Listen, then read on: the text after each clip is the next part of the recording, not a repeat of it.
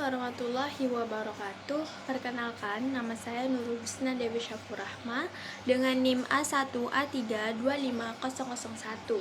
Di sini saya akan menjelaskan sebuah materi terkait dengan liberalisasi pendidikan tinggi. Sebelum itu, pendidikan itu sendiri itu membawa keluar manusia dari status anak-anak menjadi subjek yang memiliki sikap, lalu mampu bekerja, berkomunikasi, mencintai, dan bahkan menerima pendidikan. Nah, di sini kita mempelajari terkait dengan pendidikan tinggi, yang dimana belakangan ini itu menjadi isu netral yang sudah merambat bahkan ke nasional, internasional, atau bahkan secara global. Seperti di Korea Selatan, misalnya pada akhir tahun 1977, itu hanya terdapat kurang dari 50% dari kaum remaja usia 18 sampai 22 tahun yang melanjutkan sekolahnya ke bangku kuliah. Nah, ini berbeda nih pada saat kasus di Indonesia, yang dimana masyarakat itu tidak lagi merasakan bahwa pendidikan dasar itu mencukupi kebutuhan dasar akan pendidikan. Hal ini bisa dilihat perubahan dari tahun ke tahun, seperti tahun pendidikan 2001 atau 2002 terdapat sebanyak sekitar 760.000 kurang lebih mahasiswa baru dengan jumlah mahasiswa sebelumnya yang terdaftar sebanyak 2.000 orang. Nah, yang pertama itu adalah internasionalisasi dan liberalisasi pendidikan tinggi. Isu pendidikan tinggi itu tidak lagi berada pada ranah nasional, melainkan sudah melewati batas-batas negara atau transnasional, atau bahkan menjadi isu global UNESCO. Dalam Code of Practice on Transnational Education pada tahun 2001 menggunakan istilah transnational education untuk menyebut fenomena ini. Nah, masuknya isu pendidikan tinggi dalam agenda lembaga-lembaga ekonomi di atas menyiratkan bahwa pendidikan tinggi tidak lagi menjadi bidang eksklusif pemerintah, lembaga swasta juga memainkan peran yang kuat di bidang ini. Nah, mengapa demikian? Karena dalam artikel Knight menjelaskan bahwa terdapat dua hal yang menjadi kunci perubahan dalam internasional. Yang pertama itu adalah diversifikasi sumber pendanaan mobilitas dana. Yang kedua itu adalah kepedulian interkultural.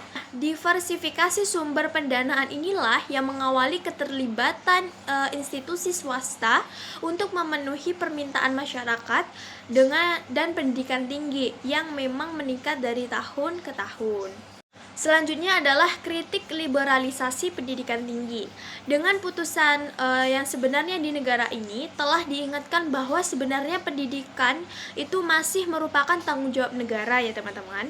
Pendidikan itu bukanlah komoditas yang dapat dilepas begitu saja ke dalam mekanisme pasar yang ganas. Nah, negara itu perlu memastikan bahwa setiap warga negara itu dapat mengakses pendidikan secara mudah dan murah, atau bahkan pun gratis. Nah, kritik terhadap liberalisasi pendidikan telah banyak dilakukan oleh masyarakat di berbagai negara, teman-teman. Di berbagai negara belahan dunia, terutama dilakukan pada krisis finansial global yang semakin mempersempit. Nah, GATS itu merupakan salah satu dari persetujuan yang diatur oleh World Trade Organization, sangat konvensional dan mengundang banyak kritik, terutama karena dampaknya pada sektor pelayanan yang secara tradisional itu diberikan oleh pemerintah atau di bawah kontrol pemerintah. Nah, pelayanan atau service menurut Sinclair adalah produk dari kegiatan manusia yang ditujukan dan untuk memuaskan kebutuhan manusia yang tidak merupakan komoditas kasat mata. Selanjutnya adalah ancaman terhadap pendidikan publik. Banyak ahli berpendapat nih teman-teman bahwa pendidikan itu semestinya memperoleh perlakuan khusus dan tidak bisa diatur oleh kekuatan pasar. Nah, menurut pasal dan sanar pendidikan adalah hak manusia yang semestinya bisa diakses oleh setiap orang. Dalam kondisi yang optimal, di titik di samping itu, pendidikan adalah lebih dari penguasaan pengetahuan dan keterampilan. Nah, negara yang yang sadar akannya globalisasi akan membawa kebudayaan menjadi satu kebudayaan tunggal yang global dan bersifat berorientasi pasar yang akan berusaha ikut campur tangan dalam sistem pendidikan. Nah, peran negara dan tanggung jawabnya ini semata-mata bukan hanya menjadi beban agar biaya pendidikan itu tidak menjadi lebih mahal, tetapi itu semua mengandung misi penyelamatan proses pembangunan karakter manusia yang berkebudayaan. Nah, selanjutnya adalah reaksi masyarakat di berbagai negara. Di negara Indonesia sendiri itu kritikan terhadap liberalisasi pendidikan itu disampaikan terutama pasca pengesahan Badan Hukum Pendidikan atau BHP, tetapi di situ memperoleh banyak tanggapan negatif yang kemudian membatalkan pengesahannya pada tahun 2010, dan kemudian pemerintah membentuk kembali Undang-Undang Pendidikan Tinggi yang disahkan pada Juli 2011. Nah, di sini ada seorang ahli paper ini fokus pada pencarian solusi alternatif yang bisa diambil pemerintah dalam memperluas akses pendidikan tinggi dan memanfaatkan bonus demografi. Nah, mengapa pendidikan tinggi? Hal ini dikarenakan ada persoalan yang sangat mendasar, yaitu sangat rendahnya angka partisipasi pendidikan tinggi anak muda Indonesia. Menurut data BPS, saat ini hanya 16% anak usia 19 sampai 25 tahun di Indonesia yang bisa menikmati bangku kuliah.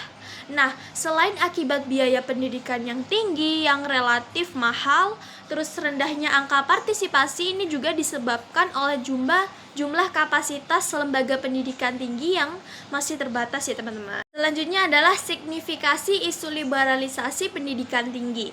Nuansa dan aroma liberalisasi dan komersialisasi pendidikan utamanya adalah pendidikan tinggi. Nah, pendidikan tinggi pasca negara-negara yang dimana anggota WTO sejak Mei 2005 itu nampaknya semakin jelas dan sulit dibendung, sebab telah disepakati perdagangan bebas dunia untuk 12 sektor jasa yang meliputi layanan kesehatan, teknologi, informasi, komunikasi, pelatihan, dan pendidikan tinggi, yang dimana globalisasi liberalisasi ini memberikan hal yang menguntungkan juga merugikan teman-teman.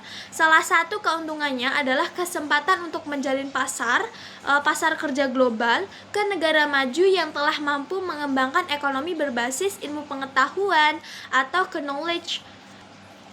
Namun banyak pula kerugian yang ditimbulkan, yaitu seperti yang harus diderita diantaranya mahalnya pendidikan, lalu rontoknya nilai-nilai yang harus diperjuangkan dalam tujuan negara dan tujuan pendidikan, sebab liberalisasi memiliki motif.